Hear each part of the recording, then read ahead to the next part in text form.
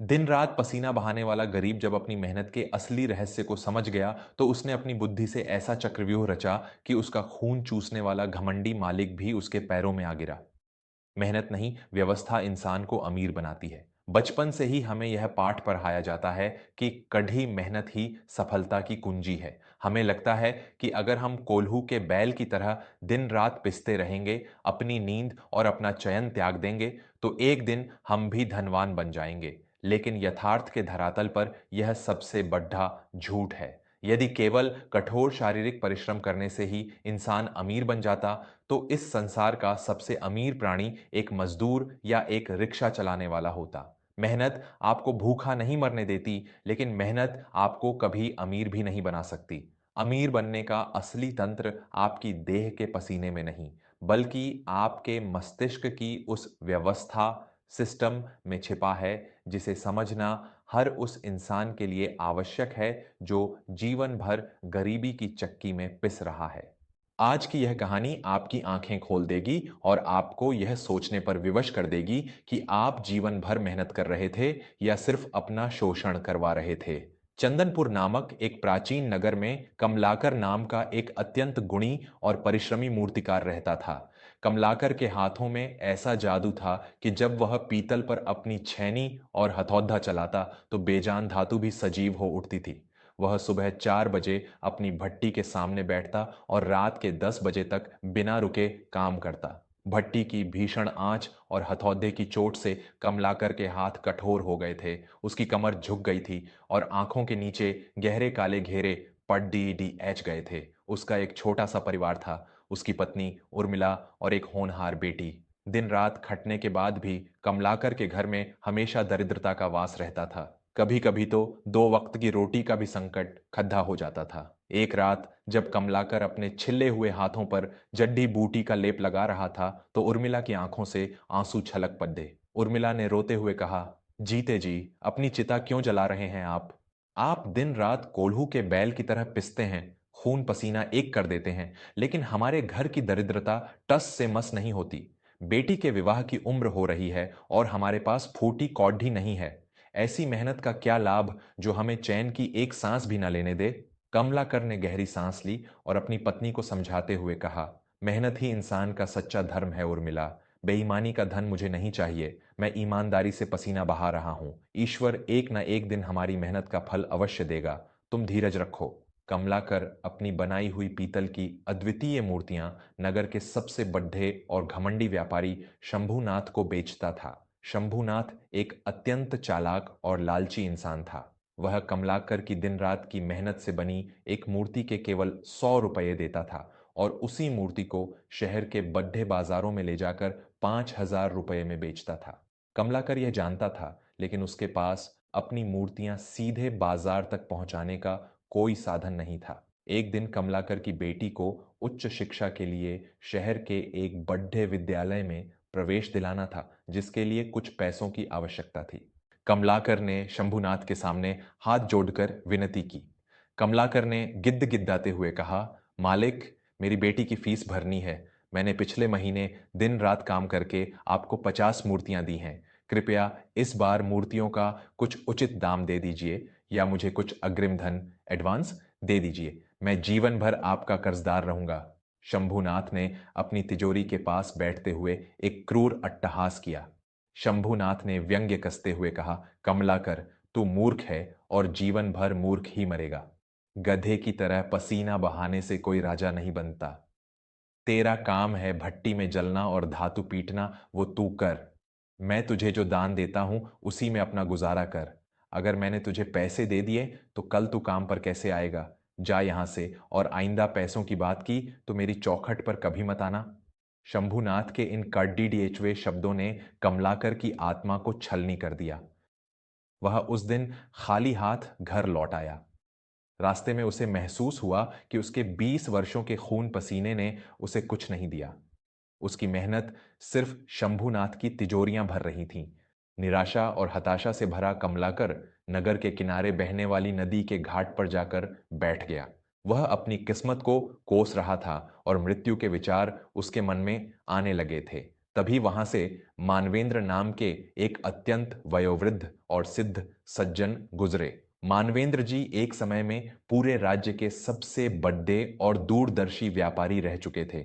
उन्होंने जीवन के हर रंग को बहुत गहराई से देखा था। मानवेंद्र जी ने कमलाकर के मुरझाए हुए चेहरे को देखकर पूछा, तुम्हारी आंखों में पीड़ा है और हाथों में कठोर परिश्रम के घाव, फिर भी तुम्हारे चेहरे पर सफलता का कोई तेज नहीं है। ऐसा क्या दुख है जिसने तुम्हारे जीवित शरीर को राख बना दिया है? कमलाकर उनके चरणों में गिर पड़ रहा। कमलाकर ने रोते हुए कहा, बाबूजी, लोग कहते हैं कि मेहनत का फल मीठा होता है। मैंने अपना पूरा जीवन, अपना यौवन भट्टी की आग में झोंक दिया, लेकिन मुझे दरिद्रता के सिवा कुछ नहीं मिला। शंभुनाथ जैसे लोग, जो कोई पसीना नहीं बहाते, वे महलों में रहते हैं। क्या ईमानदारी से मेहनत करना इस संसार का सबसे बड़ा पाप है? मानवेंद्र जी ने बहुत ही गहरी और गंभीर मुस्कान के साथ कमलाकर को उठाया।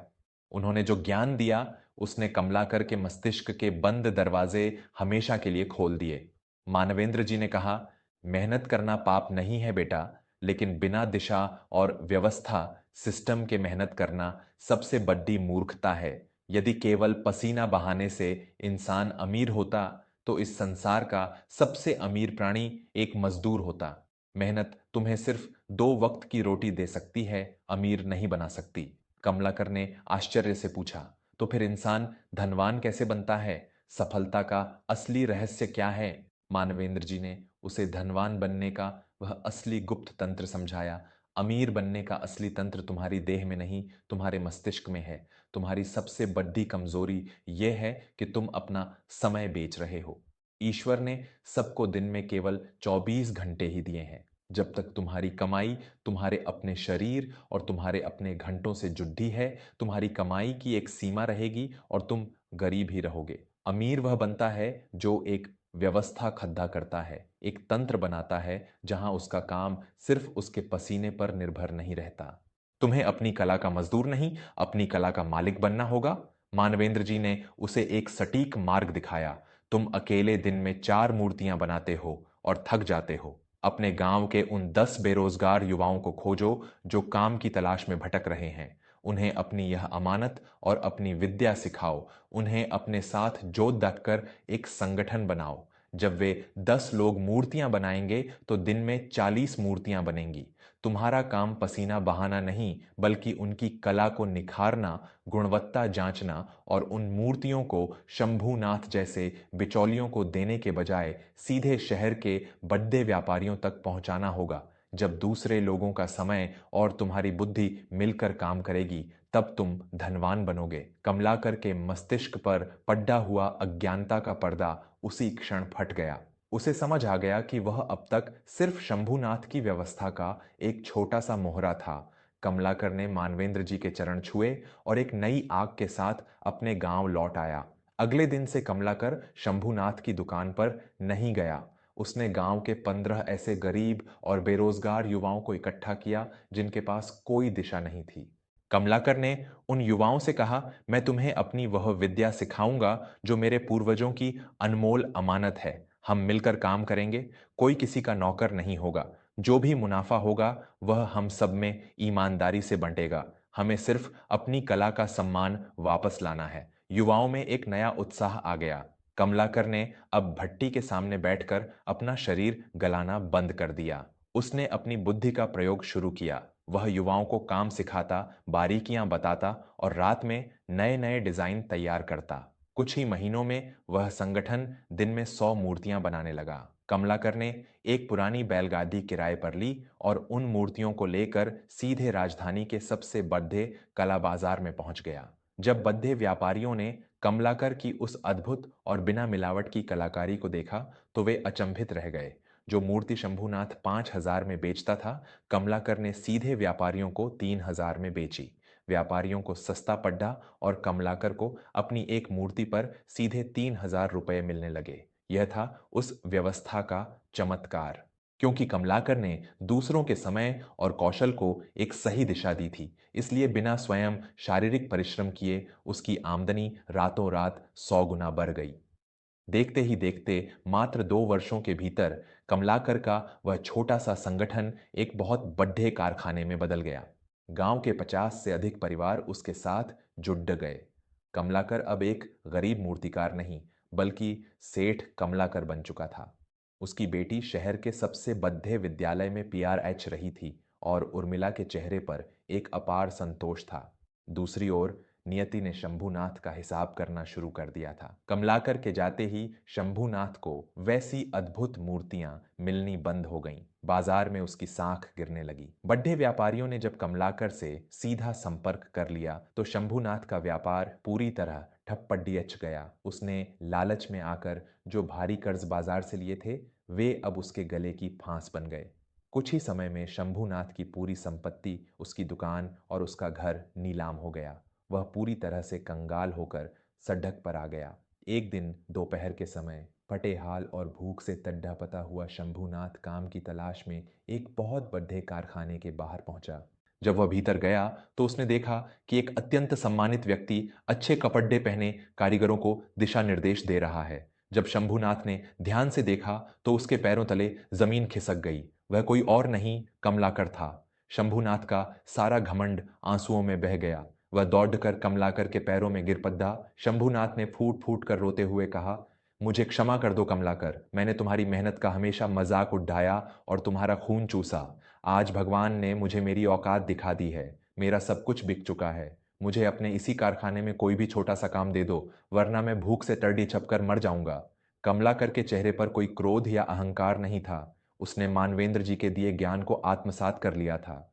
कमलाकर ने शंभूनाथ को उठाया और बहुत ही शांत तथा गंभीर स्वर में कहा, शंभूनाथ जी, आपने मुझे जो कड़वे ताने मारे थे, उसी ने मुझे मेरी आंखें खोलने पर विवश किया।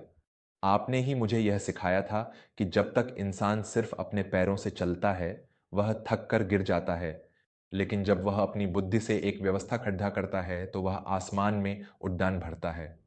मैं आपको काम अवश्य दूंगा, लेकिन आपको भी मेरे इन कारीगरों के साथ भट्टी के सामने बैठकर पसीना बहाना होगा, ताकि आपको जीवन में पहली बार इंसान की मेहनत और उसके पसीने का असली मोल समझ में आए।